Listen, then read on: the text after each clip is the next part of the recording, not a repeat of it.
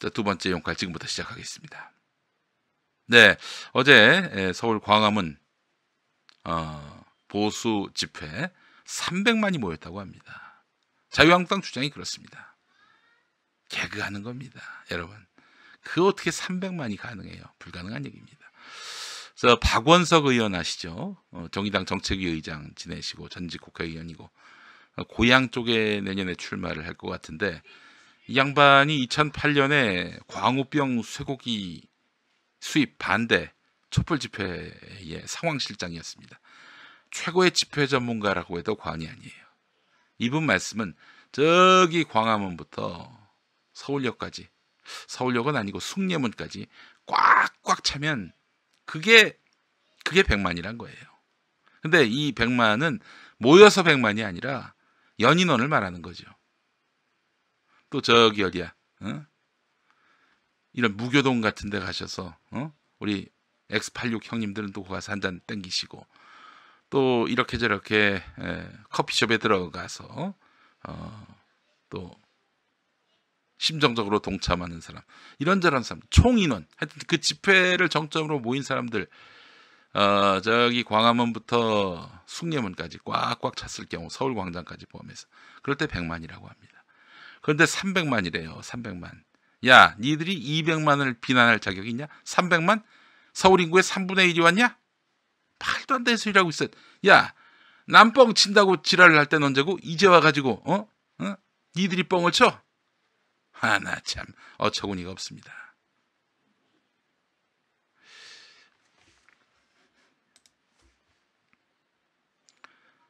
광고 잠깐 하고 오늘 이야기 본격적으로 펼쳐보도록 하겠습니다. 저 사진 제 사진 아닙니다. 여러분, 제 사진으로 아는 분들이 있는데 천만의 말씀입니다. 만만의 공덕이에요. 자, 다이어트는 맛있고 배불러야 한다는 역발상 때문에 그린 스무디가 대박이 났습니다. 미디어 오늘 기자가 그린 스무디로 불과 2개월 만에 엄청난 감량을 했다는 사실이 입증하는데요. 그린 스무디는 고통스러운 다이어트가 아니라 맛있는 다이어트가 가능합니다. 먹으면 포만감도 오래갑니다. 맛있는 다이어트, 오래가는 다이어트, 배부른 다이어트, 비타샵 그린 스무디에서 경험해 보시기 바라겠습니다. 비타샵 그린 스무디 김용민닷컴에서 최저가로 만나실 수가 있겠습니다. 자, 그래요. 대구 인구가 250만인데 대구 인구보다 많은 사람이 모였다는 거예요. 말도 안 되는 소리를 하고 있어. 제가 또 뒤에 가서 얘기하겠습니다. 예.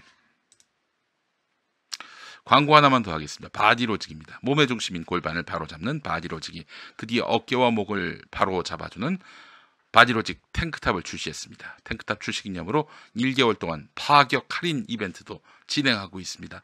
가장 쉽고 가장 간단한 골반 교정에 이어서 거북목과 말린 어깨의 교정까지 바디로직이 도와드립니다.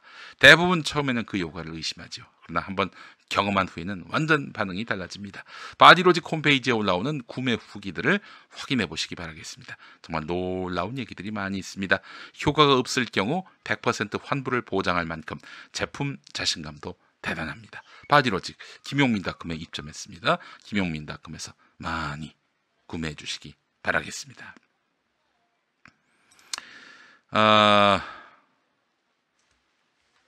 이게 정말 대구 인구가 250만이고요. 대전 인구가 한 150만 됩니다. 서초동에 200만 모였다고 그러니까 나경원 씨가 대전 인구보다 많이 모였단 말인가? 말이 안 된다. 그럽니다. 근데 제가 봤을 때 100만은 넘었어요. 최소한 100만은 넘었어요. 예. 여러 전문가들의 의견과 또 제 나름대로 실측을 해봤는데 100만은 넘었어요. 그건 뭘 의미하느냐? 연인원 100만이 넘었다는 얘기입니다. 여러분, 집회가 6시간 동안 있었다고 합니다. 집회에 6시간 내내 참석하는 분도 있어요. 있죠. 정말 대단한 분들입니다. 그런 분들이야말로 진짜 민주 시민 중에도 성골이라고 해야 되나? 농담인데 하여간 정말 투철한 민주의식을 가지신 분입니다. 이런 분들이 나라를 지켰고 또 이 역사의 그런 역사를 정의로 이끄는 그런 아주 귀중한 분들입니다. 자, 그런데 말이죠. 이분들은 어떤 분들이냐? 서초동 집회 모인 분들. 자발적으로 오신 분들입니다. 자발적으로 오신 분들이에요. 근데 광화문 자발적으로 온 사람도 있기야 있었겠죠. 그러나 대부분이 다 제가 봤을 때는 버스로 오신 분들이에요. 자, 무슨 차이가 있느냐? 여러분, 자발적으로 모인 사람들은요, 6시간 중에 1시간, 2시간 하고 그냥 가신 분도 있고, 심지어는 지하철역까지 왔는데 너무 사람들이 많아가지고 왔다가 돌아가신 분도 있고요. 그분들은 언제든 왔다 갈 수가 있어요. 언제든. 30분이든 1시간이든 2시간이든 최장 6시간이든. 중간에 뜰 수도 있는 분들입니다. 그렇기 때문에 연인원으로 치자면은 100만 가능해요. 그런데 광화문은 연인원이 불가능합니다. 연인원이 불가능하다는 게 아니라 모인 사람들이 전부예요.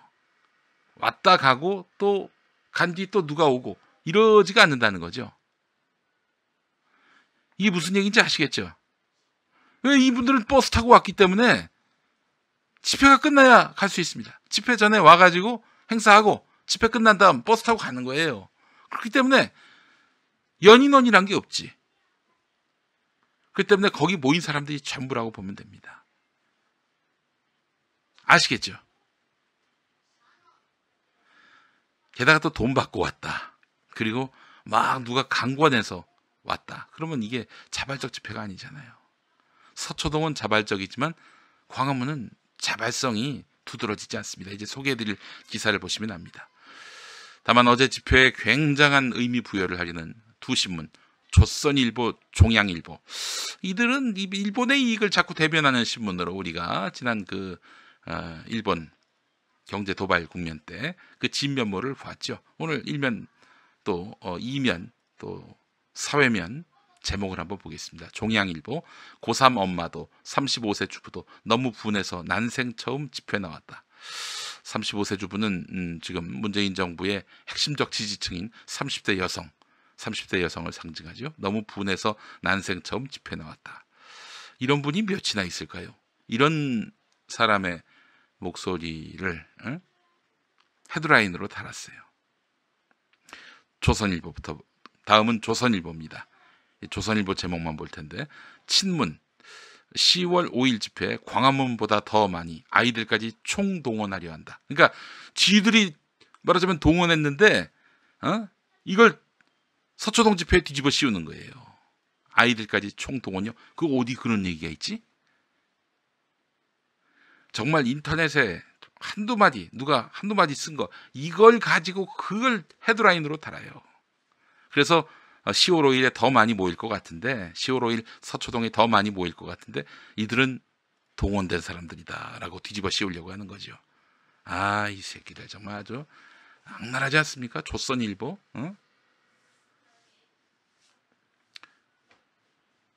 그러니까 여러분 이렇게 합시다. 동원하지 마요. 가기 싫다는 거 데리고 오지 마세요.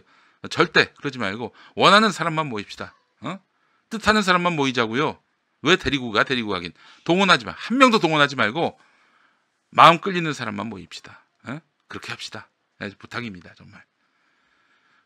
조선일보, 광화문 대학로로 몰려나온 청년들. 여러분 보십시오. 이 사실 지금 자유한국당이나 보수진영이 청년층으로부터 외면을 당하다 보니까 이런 청년들 일부라도 이렇게 자기들한테 지지 의사를 표시하면 감격해졌습니다. 그래서 그냥 헤드라인으로 모셔요. 아주 그냥 잘 모시죠.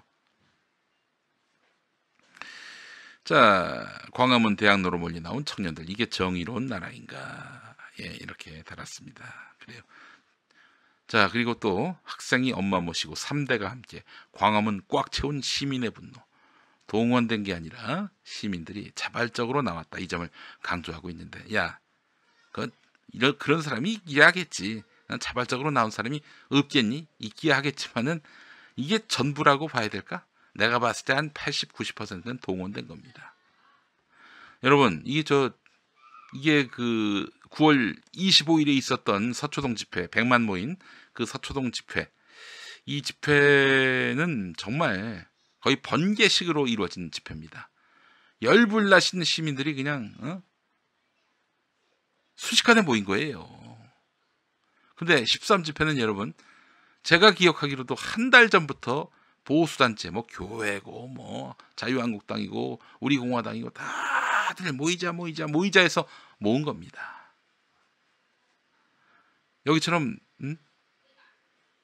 여기처럼 그냥 번개식으로 모인 게 아니에요.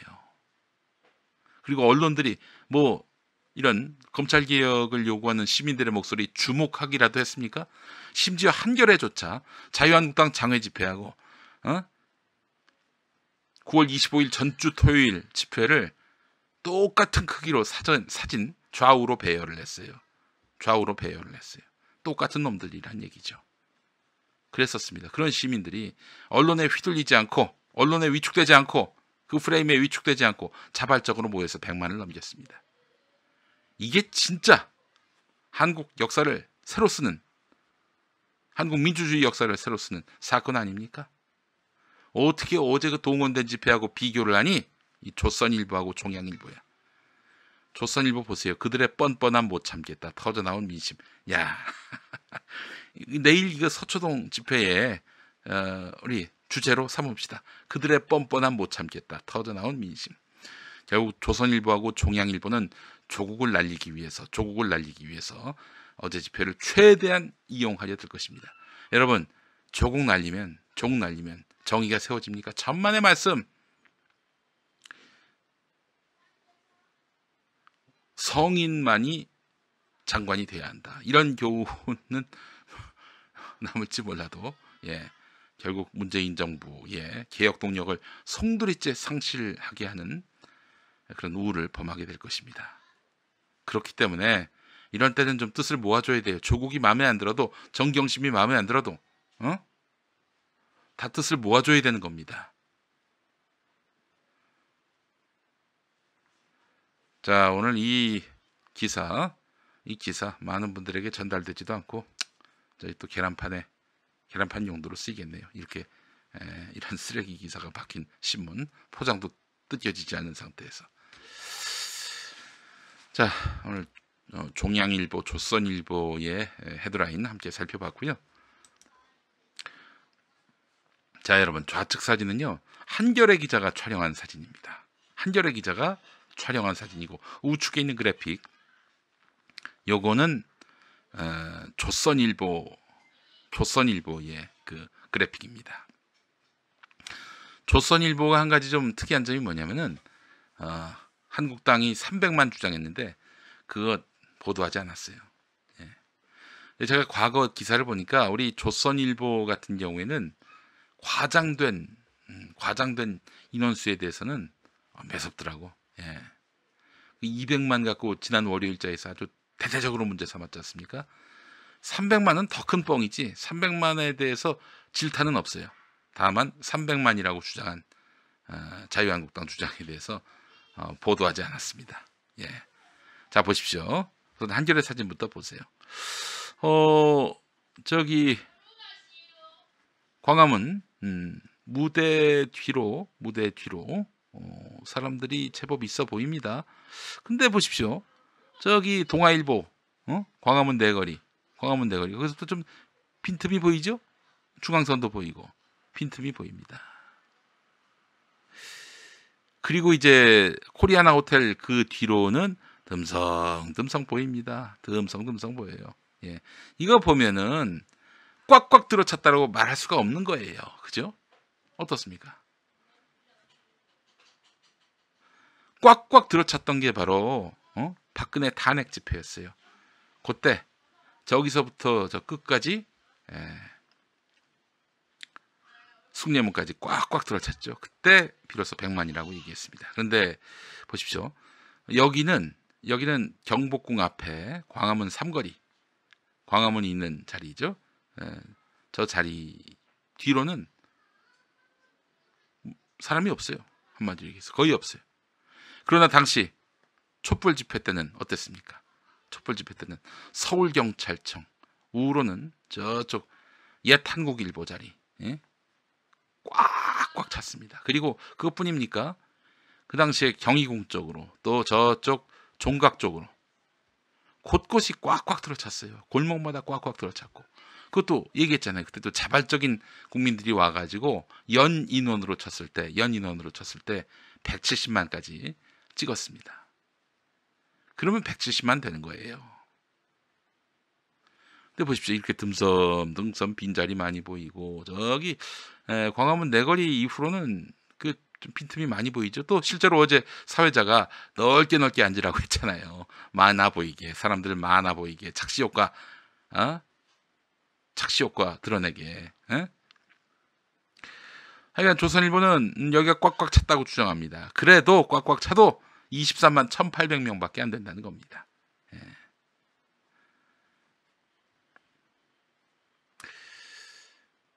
자, 보십시오. 꽉꽉 들어찼을 경우가 23만 1,800명인데 꽉꽉 들어차지 않았고요.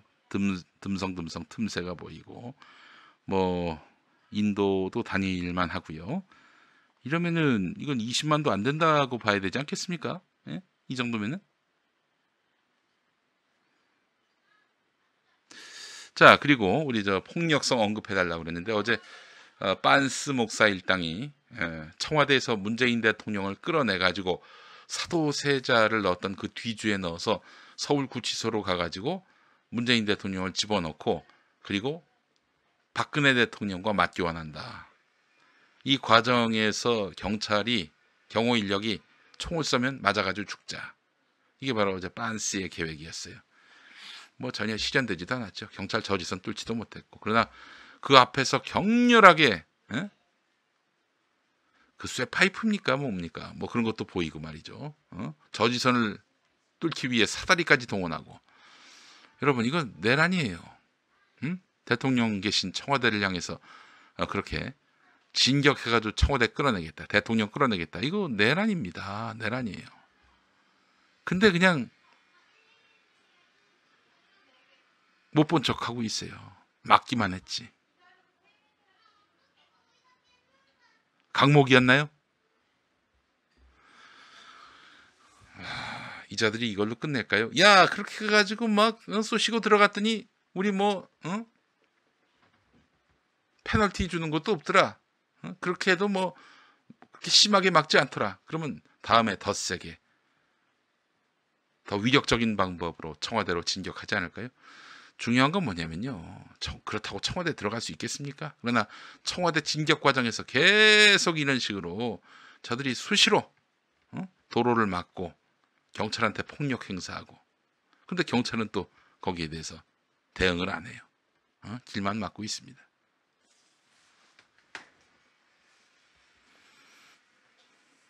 참. 거리에 이 폭도들, 조선일보가 그렇게 예전에 광우병 쇠고기 수입 반대 촛불 때 조그만 그 뭐 폭력, 물리적 충돌, 이것도 뭐 폭력 시위로 매도를 했는데 어제 조선일보가 말했던 그 폭도들의 광란은 바로 보수단체 회원들이 한 짓이었습니다. 아니, JTBC 여기자를 성추행했어요?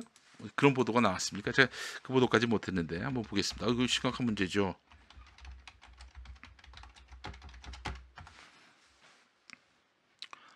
JTBC 보도가 그랬습니까? JTBC가 보도했네요. 어떤 내용인가 봤더니 취재진이 일부 시위대에게 성추행을 당했고 취재 차량도 파손됐다. 현장을 빠져나오는 JTBC 취재 차량을 둘러싼 뒤 차량을 파손했고 이 과정에서 영상 취재 기자 2명이 폭행을 당했다. 이렇게 JTBC가 보도를 했습니다. 예. 여러분 JTBC에 대해서 불만이 많으시죠. 예. 그러나 우리 시민들 그때 서초 집회 때 어떻게 했어요? JTBC 주변에 모여가지고 때렸습니까? 막 멱살 잡았어요? 아닙니다. 진실 보도만 외쳤고 그리고 팻말 들어가서 손석 기어 돌아오라. 이렇게 아주 신사적으로 그렇게 대응을 했어요.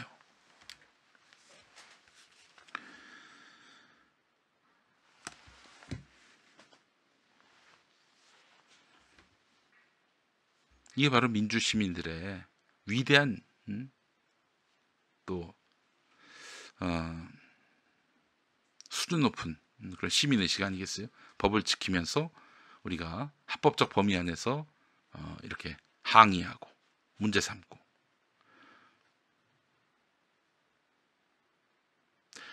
자, 그렇기 때문에 제가 하고 싶은 얘기는 이거예요. 어떻게 그 집회와 광화문의 이런 눈속임 집회와 서초동에 시민들이 너무너무 꽉꽉 들어차가지고 움직이지도 못하고 진입도 못하고 진출도 못하고 그런 집회하고 이걸 동일선상에 놓고 보냐 이거예요. 이거 언론이 대놓고 뻥치는 겁니다. 여러분, 이렇게 눈속임만 있는 게 아니에요. 한번 보시죠. 청와대 앞에 항의하러 모인 시민이라고 보는데 꽤 많아 보입니다. 여러분 보이시죠? 예. 자, 그런데 딴지 게시판 보니까 와, 이거를 기가 막히게 잡아낸 분들이 있습니다. 요게 말하자면은 사진 조작이라는 거예요. 보시죠.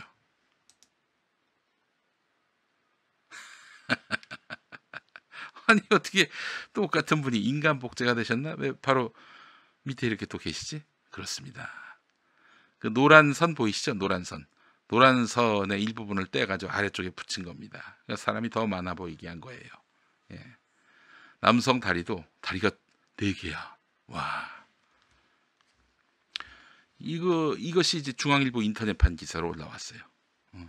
중앙일보 인터넷판 기사로 올라왔던 겁니다. 자, 앞에 사진하고 다시 한번 비교해 볼까요?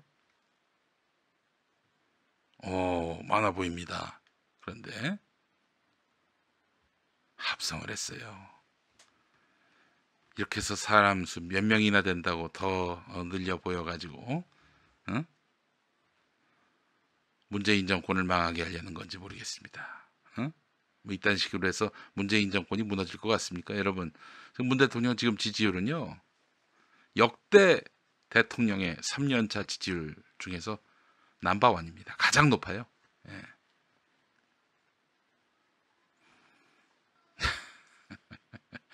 웃음만 나네요. 정말. 예.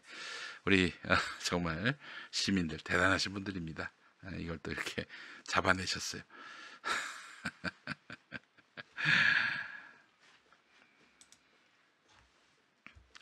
어제 자유한국당이 총 동원령을 내렸습니다. 공문만 보더라도 원내 당협위원장 400명, 원외 당협위원장 300명. 당협위원장을 맡지 않은 원내대표 아니 그 비례대표 의원인데 이제 지역구에서 출마하려고 지역구에 내려간 의원, 그 사람들은 150명. 여러분 생각해 보십시오. 한 250개 지역에서 100명 이상을 데려오라는 거 아닙니까? 그럼 그들만 모아봐도 그분들만 모아봐도 25,000명이에요. 25,000명. 최소 25,000원. 네. 행사 전, 행사 중간, 행사 후, 이게 중간에 튈 수가 있으니까. 그리고 행사 전에만 촬영하면은 촬영만 하고 집으로 돌아갈 수 있으니까 행사 전, 중간, 후 단체 사진 보고함으로써 아주 동원을 확실하게 하겠다는 강력한 의지를 보여줬습니다. 자유한국당이. 이렇게 해서 동원된 집회. 무슨 의미가 있겠어요? 이게 전체 민심을 대변할 수 있는 겁니까? 전체 국민의 뜻을 대변할 수 있는 거예요? 민주당이 이러면 어떻게 됐을까? 민주당이 이러면 조선일보 대서특필했겠지. 민주당은 여러분 지난 25일 집회 때 국회의원들 안 온 분들 많습니다. 박주민 의원 포함해서. 근데 그 민주당 국회의원들 얘기가 막 주변에서 아니 X 의원 주말 집회 나가야지 안 나갈 거야? 이렇게 도리어 유권자들한테 막 압박을 당했대요. 그런 집회가 있는지도 몰랐던 더불어민주당 의원들. 예. 이번 주에 나올 모양이긴 한데 그러나 이번에도 역시 민주당은 동원하지 않습니다. 정말 한 명도 동원하지 않는 100% 자발적인 집회. 네, 이번 서초동 집회입니다. 예.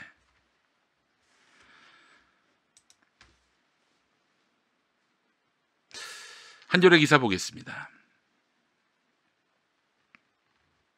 동원 능력이 좋은 보수 기독교계의 전폭적인 참여도 한몫했다. 이렇게 자유한국당이 지역위원장에게 인증샷을 요구하면서 어떻게든 동원하라고 압박을 가했는데, 이것뿐만 아니라 동원 능력이 좋은 보수 기독교계의 전폭적인 참여도 한몫했어요.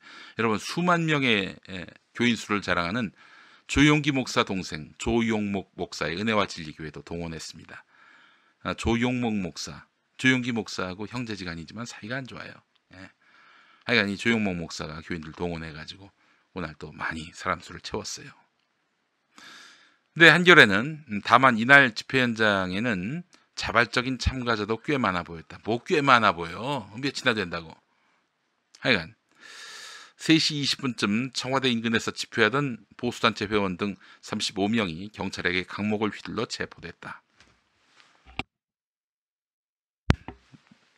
저녁 7시쯤 집회가 끝나고도 일부 참가자들이 청와대 진출을 시도하며, 이 얘네들이 바로 빤스 추종자들이에요. 빤스 추종자들.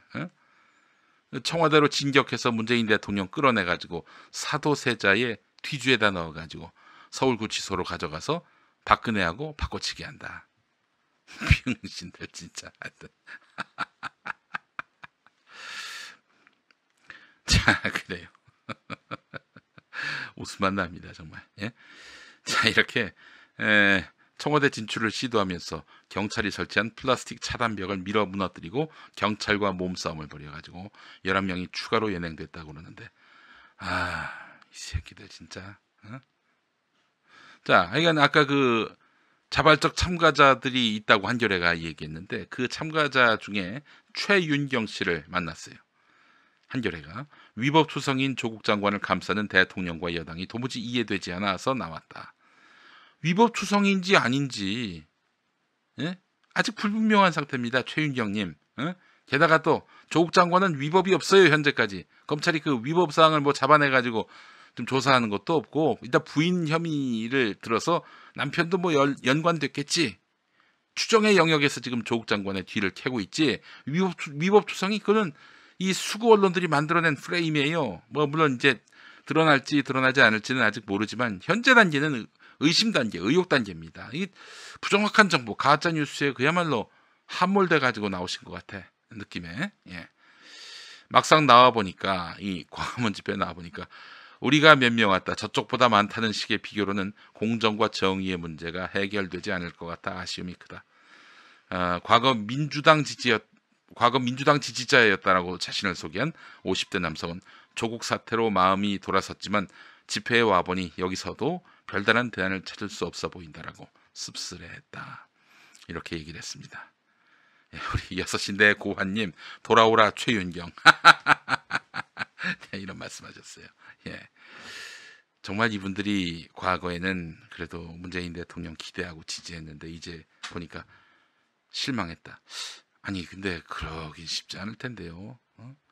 근데 지금까지 정말 많은 사람들을 만나봤습니다만은, 특히 지지자를 가장해서, 팬을 가장해서, 뭐 근데 처음 보는 이름이야. 처음 보는 닉네임이야.